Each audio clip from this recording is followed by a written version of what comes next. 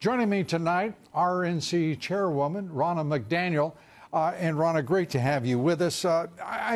Your reaction, first of all, to the vindication of this president after more than 2 years of uninterrupted, relentless attacks and claims by principally the radical Dems who orchestrated this assault on the presidency and the republic.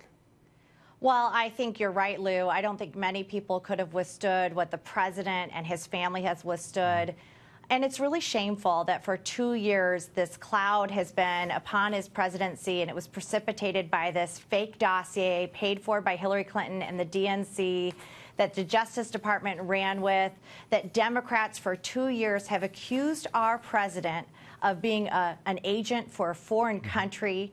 They have put that narrative forward over and over again, with the media being totally complicit. 93% of the negative stories, of the stories from the media have been negative on this president. The media has been shameful. There needs to be a reckoning. You know, I am glad that the president has been found to have not colluded. I knew that. We all knew that. Those of us who know this president knew that.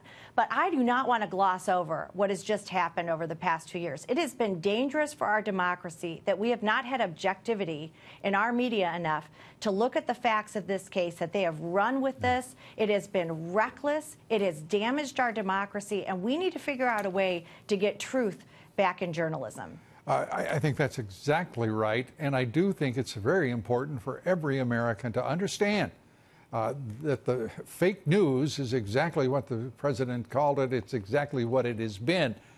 But the few corporations that own those fake news outlets, and I am talking about AT&T that owns CNN, Comcast with NBC, MSNBC, the New York Times, the Washington Post. I mean, the list goes on here of corporations that have an accounting, I think, as well, a reckoning to contend with, a responsibility to apologize to the American people and to make certain this never, ever, as the president said, because I don't know of a single person who could have handled this as this president has, with constraint, with reserve. I mean, it's been remarkable to me, and I wonder your thoughts. We need to go that far, I believe.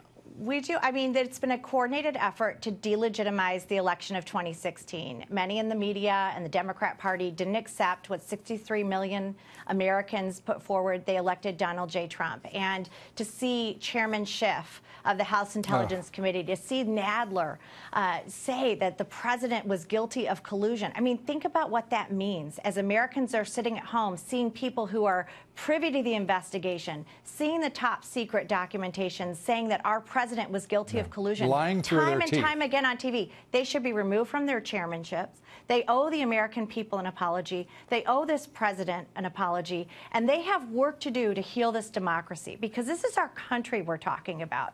And we deserve to have a peaceful transfer of power. And Democrats, along with the media, along with Hillary Clinton and the DNC, have put us under this for 2 years, $25 million, 2,800 subpoenas, 500 witnesses. I mean, the list goes on of the shameful acts of the Democrats and the media in trying to delegitimize this presidency. He is owed a great apology, and I hope we can come together and help this president continue the agenda that's bringing jobs back to this country, strengthening our military, taking out ISIS, and making our country better, safer, stronger. And on point, this president has done all of that, accomplished all of that, even as he's been under a ceaseless attack from the left. I want to point out a number of your tweets, in particular steps to be taken now. And if we could take a look at those tweets, I'd appreciate it. And you know what? Congress should actually investigate it. Asked Ronna McDaniel in this tweet, how DNC-funded dossier got to the investigators. I think that's a very important question. How Comey's FBI abused FISA warrants to spy on real Donald Trump. And just how did the Obama administration justify surveillance of American citizens, and particularly a man running for the very office that Obama held? I think those are great questions. Your thoughts on the answers? I think they're very fair questions. I do think it's important, and this isn't coming from a partisan lens. As you said, and as the president said, this should never happen again. And we want to make sure, first of all, where were the failures in the Obama administration that they missed the Russian meddling? Why didn't they reach out to candidate Trump and say, you should be aware that this may be, that these actors may be approaching your campaign? Why not reach out to the candidate? Why put FISA warrants out that are spying on American citizens based on a fake dossier? Imagine if I put a fake dossier out and that was the catalyst for an investigation on a Democrat. It'd be wrong. And you remember who turned over that dossier to the FBI.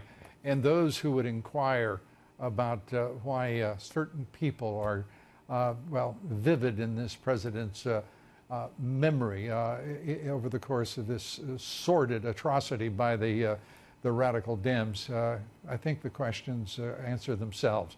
Ronna McDaniel, you're being very nice about those folks who pursued this president.